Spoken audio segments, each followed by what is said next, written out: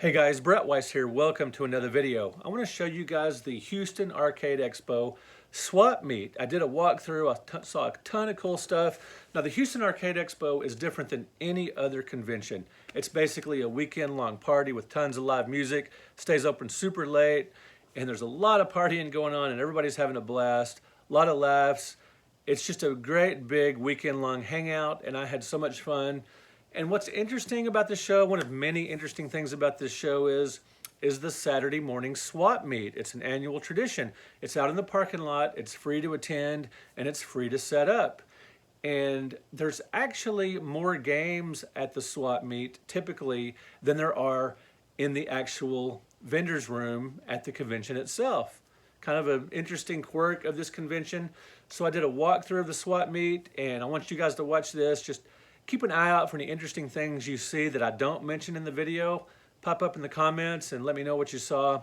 And also hang on tight to the end of the video because I'm going to show you my pickups. Found some really cool stuff, some interesting items that I want you guys to check out. All right, without further ado, check out the Houston Arcade Expo swap meet. All right, here we are at the Marriott. Do you say Marriott or Marriott? Whatever the case. We're here in Houston at the Houston Arcade Expo, and the swap meet is an annual tradition. Really cool, a lot of fun. It's free, it's out in the parking lot, and it's great that the hotel lets us have this because, you know, a lot of hotels might not want basically a rummage sale in their parking lot, but there's always a lot of great stuff here. I actually find more stuff at the Expo swap meet every year than I do inside the convention. Inside the convention, there's a lot of 8-bit art and different things like that. Not a ton of actual games, but at the swap meet, there's a lot of games and movies and all kinds of stuff. Pretty cool. That's actually pretty hard to find 3DS XL. I always liked the Super Nintendo model of that. Very cool. Lollipop chainsaw. I've heard good things and I've never picked it up. I need to rectify that. Yeah, believe me, there's a lot more games out here and other things at the swap meet than inside. It's pretty crazy. Sometimes I'll get cheap Saturn and Sega CD games like sports titles just to replace cases on my more expensive games that are cracked. Movies, the ill-fated HD DVDs. Some people thought that was going to surpass Blu-ray, not so much. Another cool 3DX XL.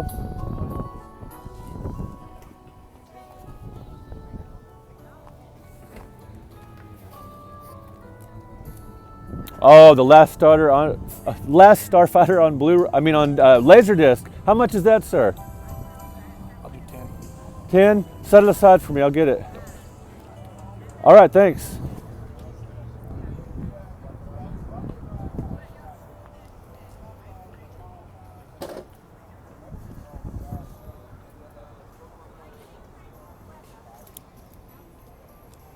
Little switch action there.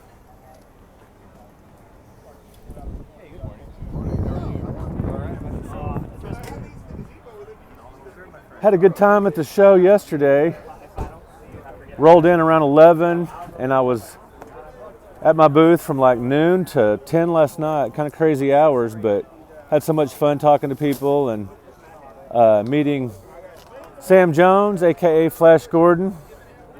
Ooh, a Game Boy printer. That is cool. Great stuff. Some Atari. It actually is still, I think, in it too. Yeah, I played with it. Oh, Andre the Giant. When I was a kid, he was one of my favorite wrestlers, along with the Von Erichs, Kerry Von Erich in particular. More stuff is pouring out here. Some Super Famicom stuff. And actually, this gentleman is also more so. Very much so. Yeah, I already asked about the other one too. Pretty crowded out here. Nice crowd, for sure. Boy color. I'm actually just making me an offer on it. It works, but as you can see, the screen is jacked. Wheeling and dealing. couple of nice boxed NES games out here. Crystallis Yeah. Oh, and the game. Nightshade. It Pretty works. cool. The screen has some barring issues. The ill-fated Gamecom. Sorry about that. No, you're fine. Do you have the power adapter? That I don't have. Ooh, Felix the Cat. There's a gem. If you've never played that, check it out. It plays a lot like Super Mario Brothers, but he's got different vehicles and things. A lot of fun. It's a beautiful morning for a swap meet. Just chilly, sunny.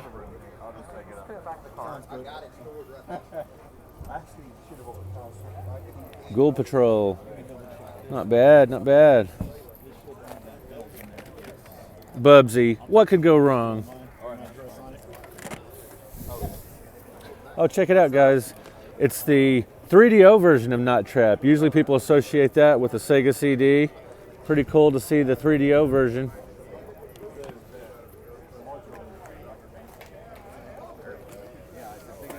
Melee. That still gets playtime at our house. Pretty cool.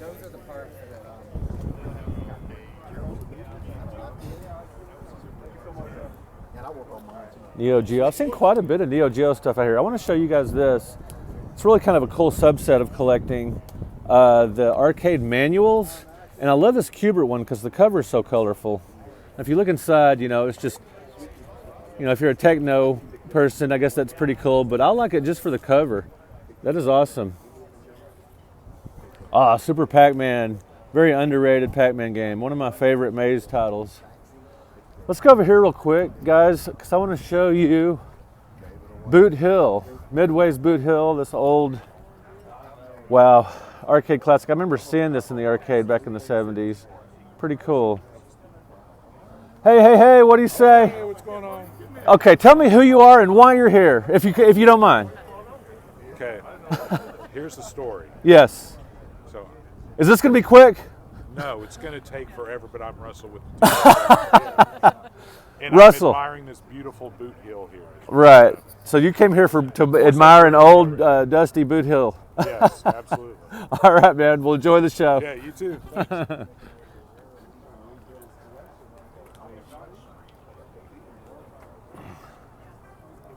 So during the pandemic, Nintendo Wii's shot up like crazy in price and desirability. Everybody was at home wanting to play some family games.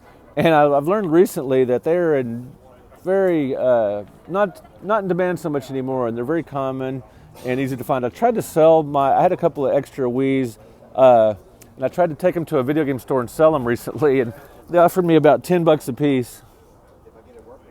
Here's some more of those arcade operation manuals, really cool. Not as colorful as the Cubert one, but still neat. Gotta love that. Oh, looping. You ColecoVision fans might want this arcade marquee for your collection. Really cool. That's where I discovered looping, was on my ColecoVision Kangaroo. First time I played it was in the arcades, but then I enjoyed the 5200 version as well. Ooh, I like that Gauntlet operations manual, or operator's manual. I love the color. Most of them don't have color covers, but some of them do. Zookeeper, very underrated arcade game. That was never ported to a console back in the day. The first time I played it was on PlayStation, the Taito collection. Great, great, underrated, underappreciated game, for sure. It's a layer of oil. All right, guys, let's continue on. All kinds of stuff out here, including gumball machines. I remember these when my kids were little. The gumball machines that actually had like a game mechanic to it. Pretty cool. Those were a lot of fun. And my daughter collected bouncy balls from these kind of machines as well. All kinds of stuff out here, and a good crowd, man. Everybody's up early this morning. And with good reason, because there's a ton of stuff. That's game worthy. Okay. Wheeling and dealing.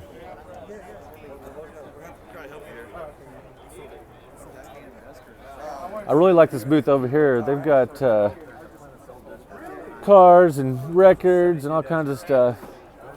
Ooh, the C64 Mini. I still play my OG C64, still have the cartridges.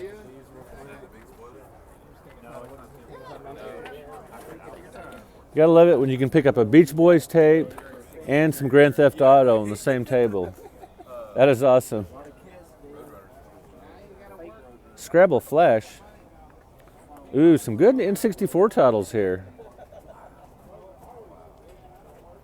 Old action figure carrying case. Remember that back in the day.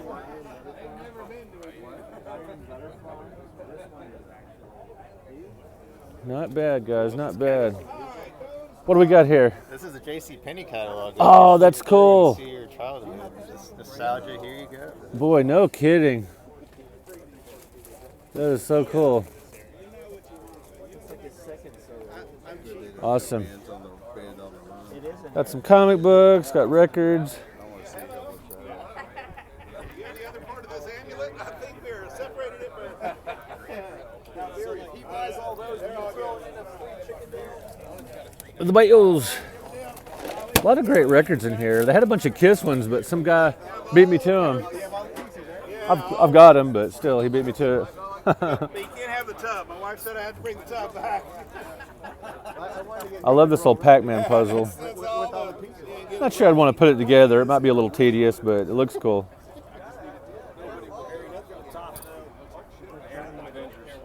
oh yeah, then we flipped. God dang. In like about an hour? Yeah. All right, guys, we got one more booth to look at before we get out of here.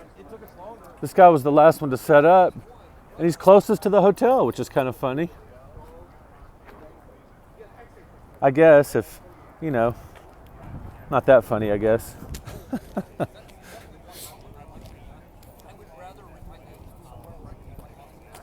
Cable color for parts. One thing cool about these swap meets, you can find, you know, cheap broken stuff if you just need, if you're just modding or repairing your stuff and need parts. Ooh, nifty.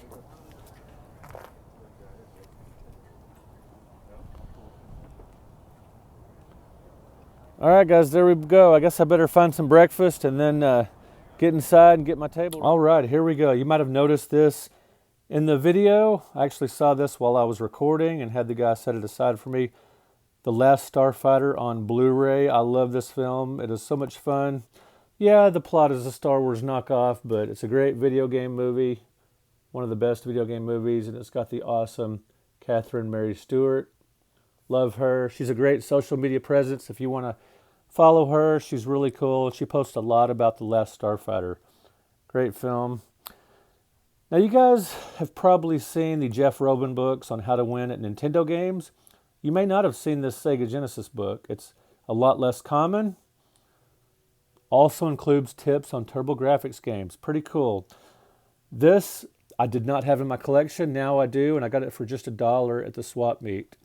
It was a really cool swap meet with a lot of, just a wide mix of items, not just video game related stuff, as you will see here. Spock ears, Vulcan ears, Mr. Spock's Vulcan ears. This has a 1974 copyright date, still new in the package.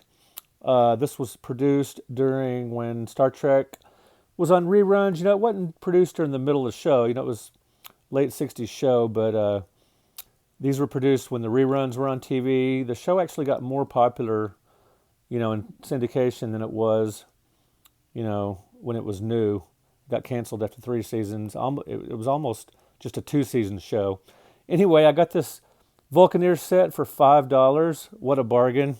Now, what am I going to do with these? I'm going to take these out and wear these. Doubtful. New in the package, going to leave them that way. Super cool.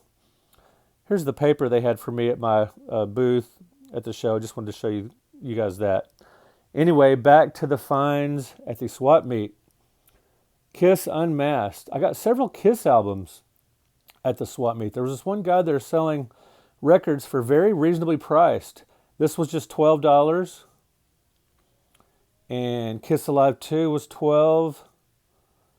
Rock and Roll Over for just $10 or $12, something like that. Anyway, they're in excellent condition. And I already have these, but these are in better condition than mine, the ones I've had since I was a kid. So happy to add these to my collection. Really colorful. Love the great art. Check out Kiss Alive. Look at that. Man, back in the day, I wanted to go to a Kiss concert so bad, and I didn't get to go till 1984, till after their makeup, after they had taken their makeup off and weren't doing such big productions anymore. But I did get to see them in '96 for the reunion tour with the makeup, and I've seen them in more recent years as well. Pretty awesome. And check this out, speaking of records, Pac-Man Fever. I got that for $2. It's a little roughed up and already have it, but it'll be trade bait or something. Just $2. Can't go wrong.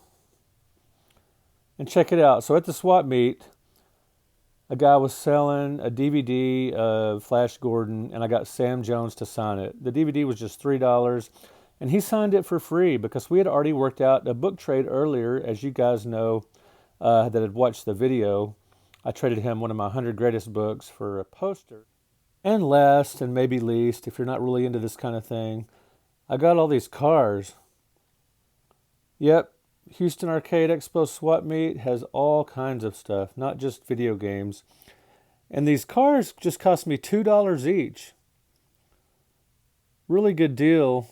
Now, I don't really collect these. I'm going to put these in my Antique Mall booth. I'll get definitely more than $2 each. Anywhere from, I don't know, 6 or 7 up to maybe 10 for some of this stuff. Anyway, not a bad swap meet. A lot of people found a lot of cool stuff out there. There was a lot of games. As you can see, I didn't actually get any games, but I got some pretty interesting items. So, another year, another Houston Arcade Expo. Can't wait to go back. Let me know in the comments if you were at the show or if you've ever been to the Houston Arcade Expo.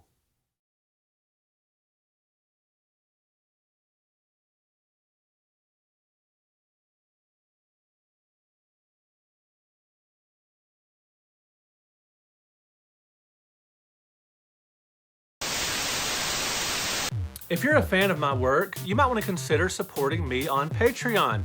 For just a low fee each month, you get a lot of extra content. Another way to support the channel and my writing career is to buy books direct from me, including the 100 Greatest Console Video Games, the Classic Home Video Game Series. It's like an encyclopedia set. And this massive bad boy, the NES Omnibus Volume 1 A through L. I will put links in the description of this video where you can buy books direct from me and where you can support me on Patreon. Thank you guys so much. I really appreciate it.